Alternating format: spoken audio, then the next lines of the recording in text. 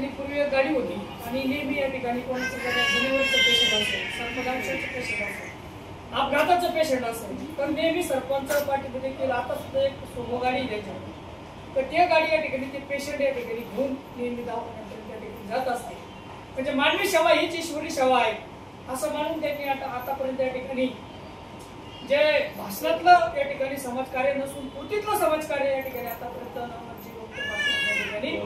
आतापर्यंत केलेलं आहे. म्हणूनच सातारा गावामध्ये त्यांची संख्या कमी असताना देखील त्यांना या ठिकाणी गावाने जनतेतून सरपंच केलेलं आहे. याचं एक महत्वाचं कारण म्हणजे ही समाजसेवा आहे आणि त्या समाजसेवेचं फळ त्यांना या ठिकाणी गावाने त्या ठिकाणी दिलेलं आहे. म्हणून ईश्वरी सेवा जशी महत्वाची आहे तशी समाजसेवा महत्वाची आहे आणि ती आजपर्यंत त्यांनी या ठिकाणी करत आलेली आहे. भगवंताच्या चरणी आई तुळजाभवानीच्या चरणी हीच प्रार्थना करेल की नेहमी सरपंचाला या ठिकाणी अशी सद्बुद्धी या ठिकाणी देवा त्यांच्या हातून चांगलं